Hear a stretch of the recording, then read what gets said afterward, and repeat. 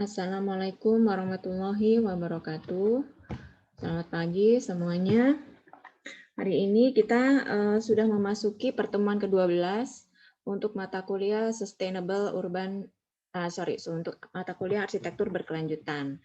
Nah, untuk materinya hari ini adalah sambungan dari materi pekan lalu. Jadi kali ini kita akan membahas tentang Sustainable Urban Neighborhood. Nah, kalau yang pekan lalu kita membahas tentang sustainable urban development gitu ya. Sekarang kita membahasnya sustainable urban neighborhood.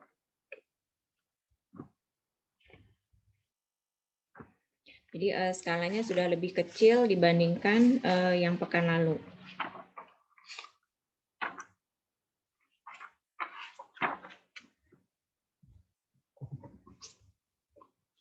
Nah, di sini neighborhood, apa itu neighborhood?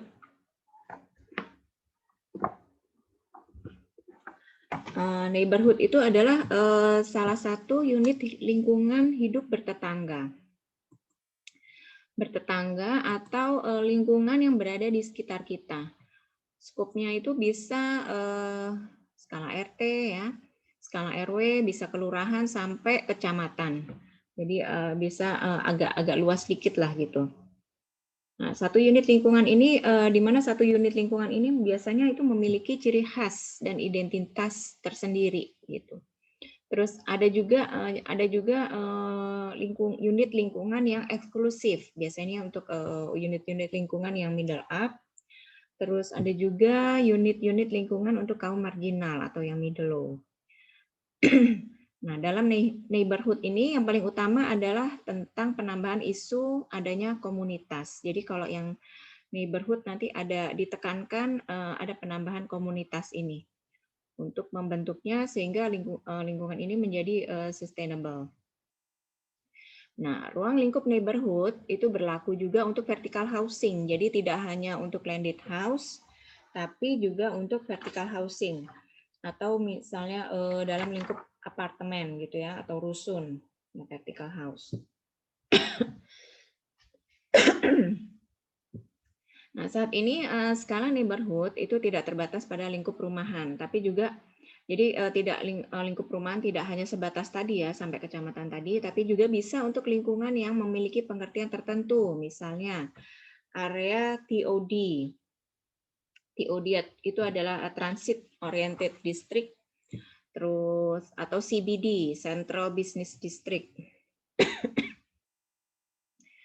Nah, di mana ini sebenarnya mengadopsi dari konsep hidup bertetangga yang baik yang biasanya terjalin pada daerah pedesaan. Di mana orang itu antara satu tetangga dengan tetangga yang lain saling kenal, bahkan sampai ke yang desa tetangga itu juga masih saling kenal gitu. Nah, konsep inilah yang diadaptasi ke dalam kehidupan perkotaan. Sehingga konsep ini disebut desa kota atau kota desa gitu ya. Nah, unsur hidup bertetangga itu mendekatkan dan mengakrabkan warga sehingga tergabung dengan sistem komunitas. Ini tidak mungkin bisa terjadi apabila tidak ada komunitasnya. Saya ingat dulu pada saat saya tinggal di di suatu kota satelit ya di Tangerang, BSD City kalau kalian pernah dengar, Bumi Serpong Damai, itu sebenarnya perumahannya untuk kalau dikategorikan jadi ada BSD 1 dan BSD 2. BSD itu seperti kota mandiri, luasnya kurang lebih hampir 7.000 hektar, jadi memang besar sekali. Konsepnya memang mixed use di dalam situ ya kota ya, seperti kota mandiri, tapi memang swasta yang mengelola. Dan itu masuk ke dalam 2 atau 3 kabupaten lah sebenarnya. Area BSD City itu masuk dalam 2 atau 3 kabupaten, saya lupa ya. Ada Tangsel, masuk ke kabupaten ke Kota Madia Tangerang Selatan, masuk ke areanya ada juga yang masuk ke Kabupaten Tangerang, sama satu lagi saya lupa ya. Atau kalau nggak salah 2 itu ya, dua kabupaten itu. Jadi karena sangat luas, saking luasnya gitu areanya. Nah, di sini tidak mungkin Bahkan dan di di BSD itu terdapat ratusan klaster ya. Dalam klaster ada beberapa area gitu, dibagi dalam beberapa area, dan setiap area lingkungan itu terbagi dalam beberapa klaster. Yang di total dalam satu area itu bisa mungkin 1.000 orang ya yang tinggal gitu, begitu luasnya. Nah, dalam satu area itu, saya waktu itu di area Foresta, kebetulan ada 20 klasteran lah di situ. Foresta apa gitu ya. Nah, itu kami ada komunitasnya pada saat itu, sehingga antara klaster yang satu sama klaster yang lain saling mengenal. Meskipun nggak semuanya tergabung ya, tapi paling tidak kita hidupnya bertetangga lah, meskipun sebenarnya area tersebut masuk ke dalam middle up itu, sehingga biasanya tuh kan kalau di klaster-klaster yang middle up tuh orang udah lebih cenderung individualistis gitu, tidak saling peduli kanan kiri depan belakang, kadang-kadang malah nggak kenal. Nah, tapi di BSD ini saya memang sangat berkesannya tinggal di sana, karena ya itu tadi, meskipun kita berbeda klaster, jauh-jauhan gitu, tapi antar tetangga kanan kiri depan belakang, bahkan antar klaster itu kami saling kenal gitu, banyak kenalan gitu, sehingga kehidupan bertetangga itu sangat terasa. Nah, ini memang diperkuat dengan adanya komunitas ini tadi. Terus komunitas adalah kumpulan warga yang tinggal di dalam satu unit lingkungan dan bersama-sama mewujudkan kehidupan yang berkelanjutan dalam satu unit lingkungan tersebut. Jadi ini memang memegang peranan penting untuk memperkuat sustainable urban neighborhood ini. Nah, sejarahnya sustainable urban neighborhood itu dimulai ada rencana Abercrombie untuk London pada saat itu. Nah, ini perencanaan sistem pasca perang pada saat itu tahun 1943. Dan laporan tentang standar perumahan, sehingga diterapkan di dalam sebuah laporan standar perumahan pada tahun 1945. Nah, rencana Abercrombie ini mempertimbangkan lingkungan baru untuk 6.000 sampai 10.000 orang, di mana lingkungan tersebut memiliki pendidikan, toko dan bangunan umum. Nah, unit neighborhood ini dilengkapi dengan jalan perimeter dan ruang-ruang terbuka gitu ya, sehingga ada tempat-tempat berkumpul. Terus dilengkapi dengan jalur pejalan kaki dan juga fasilitas umum yang tidak jauh dari rumah mereka. Jadi semuanya bisa diakses dengan jalan kaki. Nah, sustainable urban neighborhood ini ditekankan pada partisipasi warganya. Yaitu tadi komunitas tadi ya.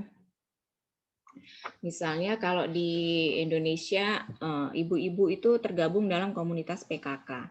Nah, kalau saya tadi yang saya kembali ke BSD itu, jadi komunitasnya itu memang per klaster itu ada komunitasnya, ada WA grupnya gitu ya. Terus kami secara berkala itu mengadakan pertemuan. Saya waktu itu di klaster Foresta Naturale. Nah, Naturale itu ada komunitasnya sendiri.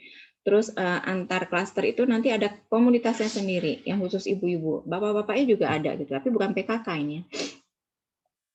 Nah, itu berkala ada kegiatan yang kami lakukan. Nah, sehingga kita sering ngumpul juga ketika kegiatan itu, dan akhirnya menjadi dekat gitu karena sering bertemunya.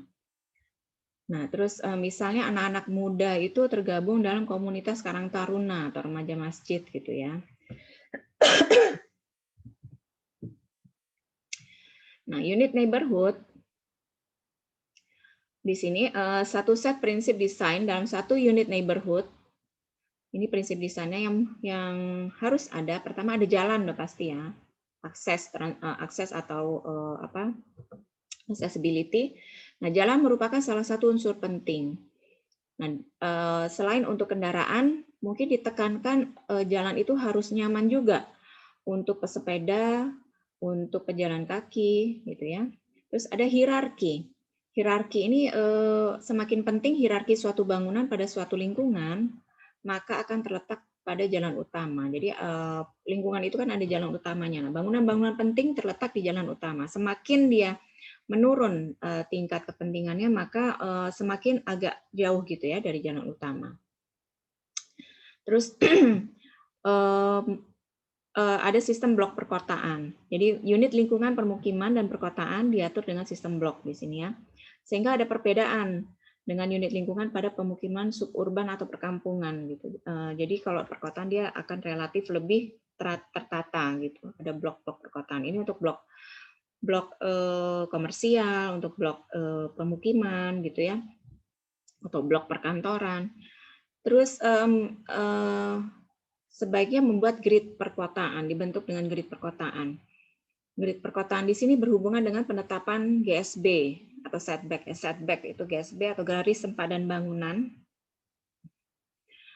yang sesuai dengan urban fabric yang ditentukan dalam skala kota berkelanjutan. Terus bentuk bangunan. Nah, bentuk bangunan ini berkaitan dengan ruang antar bangunan, di mana antara bangunan yang satu dengan bangunan yang lain itu memungkinkan pemiliknya bisa saling berinteraksi. Ini berkaitan juga pengaturan fasad, tampak depan dan balkon, ya, sehingga antar tetangga itu bisa saling interaksi. Terus adanya identitas daerah perkotaan. Nah, ini biasanya ditandai dengan adanya landmark pada unit-unit lingkungan tertentu, gitu. Ada identitinya. Terus diatur kepadatannya. Diatur kepadatannya itu di mana dalam satu unit lingkungan terdapat toko-toko lokal dan sekolah. Jadi toko lokal dan sekolah itu tidak berkumpul pada satu tempat saja, tapi setiap lingkungan ada. Sehingga kepadatannya merata, tidak terkonsentrasi pada satu titik saja gitu ya. Nah, ini disarankan di setiap lingkungan ada toko-toko, area komersial ya, ada sekolah yang dekat dengan pemukiman. Kenapa? Pertama yaitu tadi agar kepadatan merata. Terus yang kedua agar dari pemukiman ke toko maupun sekolah ini bisa diakses dengan jalan kaki, tidak perlu pakai kendaraan bermotor. Selanjutnya adalah ini yang sudah digaungkan dari pekan-pekan sebelumnya ya. Terbaik adalah menggunakan konsep mixed use dalam satu lingkungan atau dalam satu bangunan. Misalnya dalam satu bangunan mixed use itu bisa diatur misalnya lantai 1 dan 2-nya itu adalah toko-tokonya, toko-toko lokal atau area komersial. Lantai 3 dan 5-nya adalah area perkantoran misalnya. Terus lantai 6 dan seterusnya baru area hunian.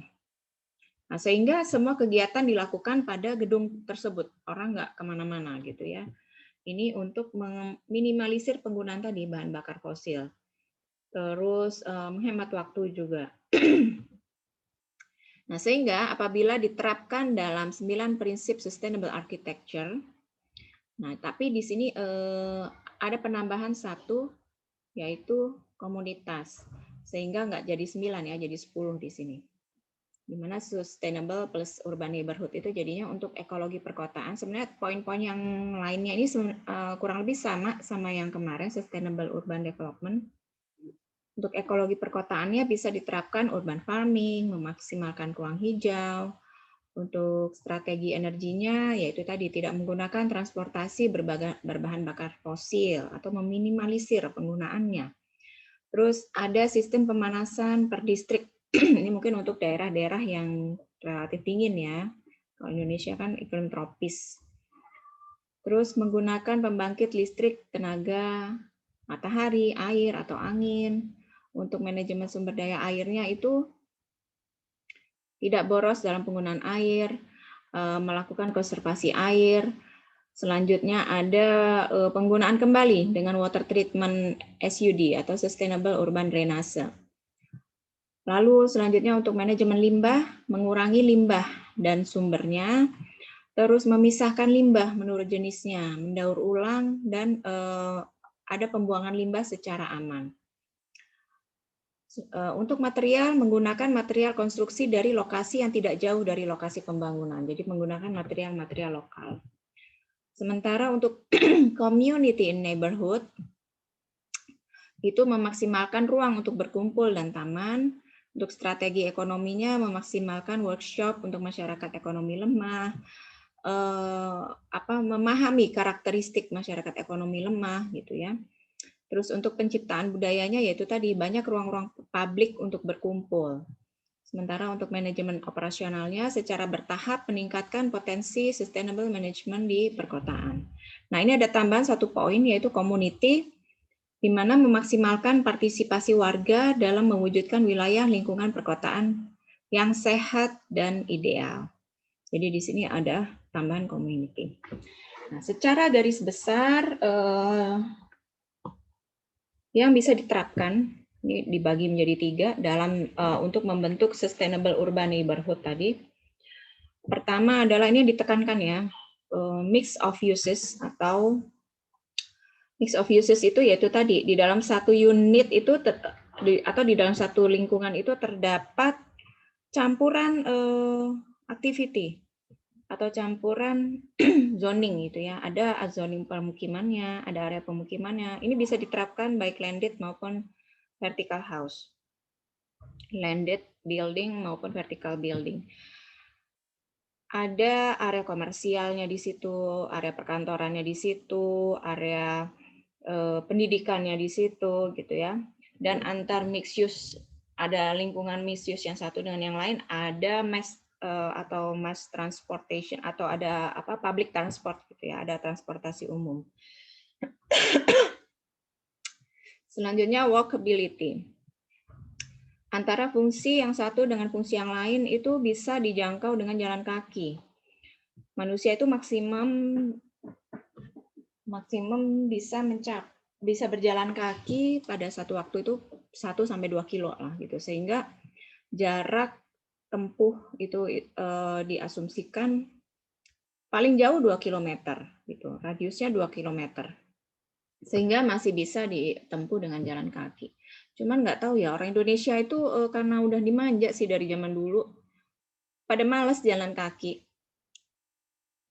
Kita kalau misalnya ke Singapura ya, atau mungkin pas jalan-jalan lah ke luar negeri, yang dekat aja ke Singapura. Saya pernah waktu itu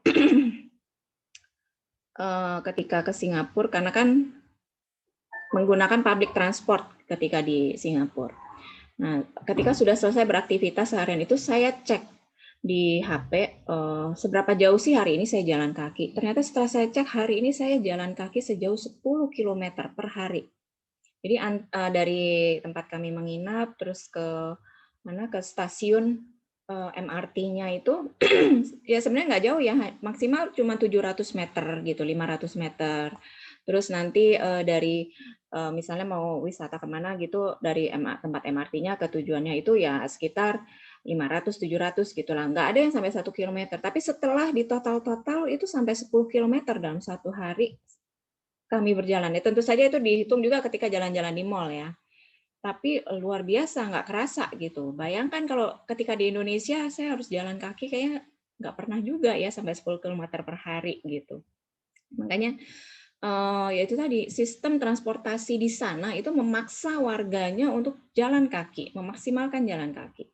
Kalau mau mengandalkan taksi juga mahal banget, antara satu titik sama titik yang lain sekali naik taksi bisa ratusan ribu kalau di Singapura. Tapi kalau memanfaatkan mass transport tadi itu jadi jauh sekali pertama lebih ekonomis, yang kedua nggak kerasa juga gitu karena ya itu tadi pedestriannya itu dibuat nyaman sehingga orang berjalan jauh pun tidak terasa gitu. Ya, jadi bagaimana menciptakan ini gitu. Orang jadi suka jalan kaki. Terus selanjutnya itu ditekankan untuk membentuk urban neighborhood yang sustainable ini harus ada community-nya. Karena yaitu tadi ini yang memperkuat kelangsungan dari atau sustainability-nya dari suatu urban neighborhood. Jadi ada 3 yang ditekankan. Mix of uses, walkability, sama community.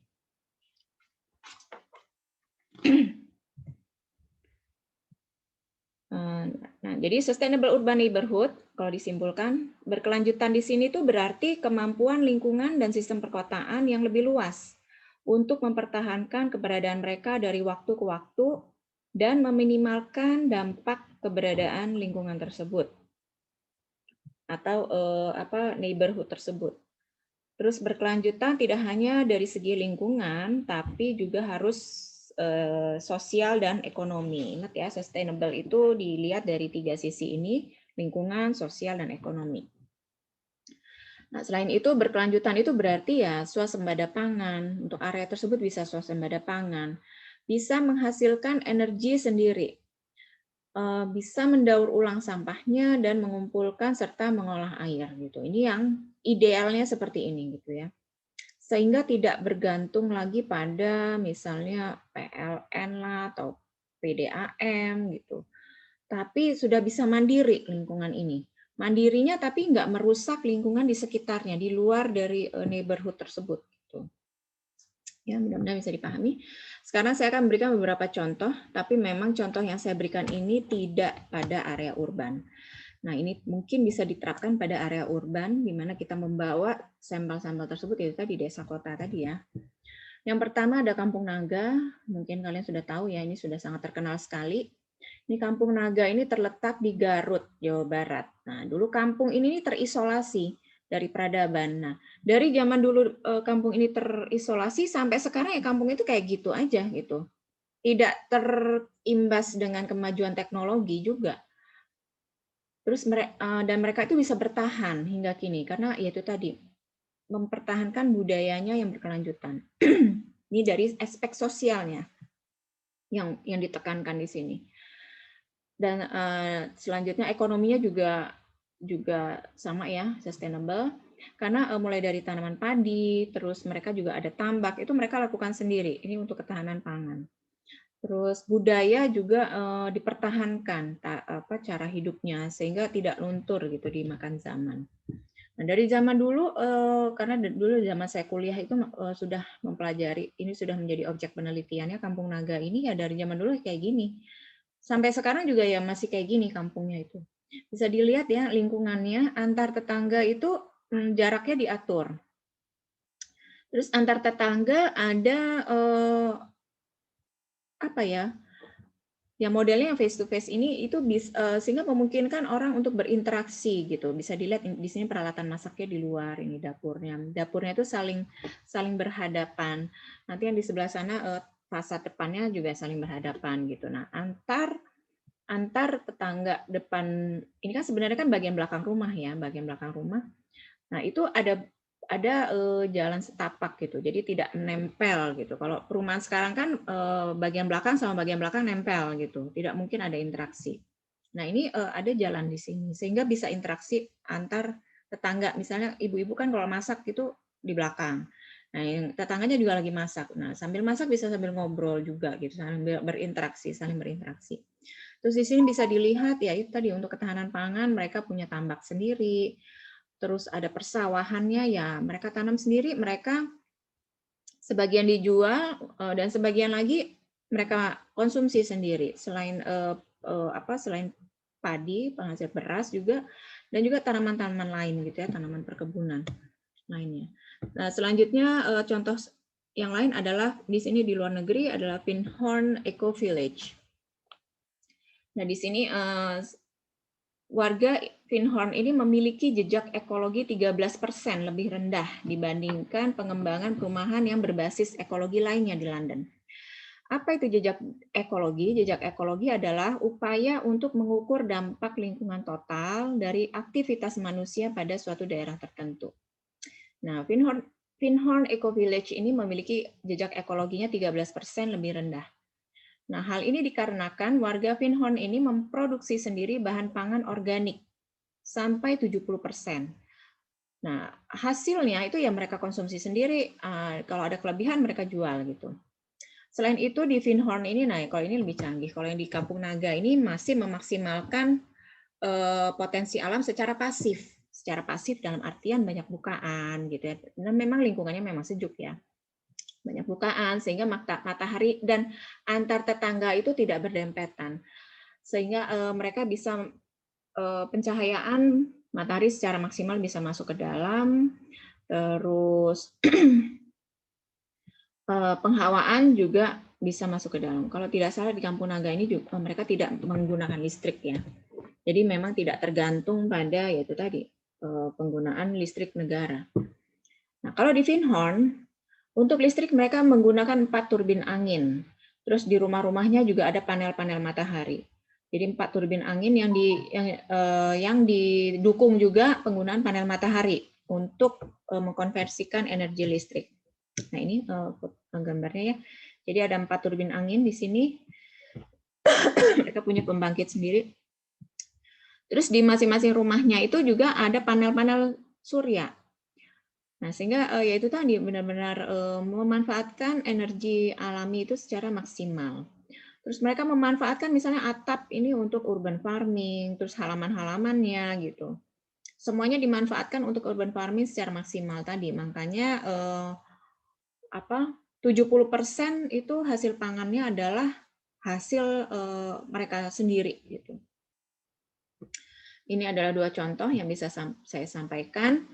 Mudah-mudahan materi hari ini bisa dipahami dengan baik oleh kalian ya. Nanti silakan hasil penjelasan saya ini kalian buat resumenya, dan resumenya silakan dikumpulkan pada laman yang sudah saya siapkan di Google Classroom. Oke, terima kasih sudah menyimak. Saya akhiri perkuliahan kali ini. Subhanakallahumma wa bihamdika asyhadu alla ilaha illa anta astaghfiruka wa atubu ilaik. Assalamualaikum warahmatullahi wabarakatuh. Selamat pagi semuanya.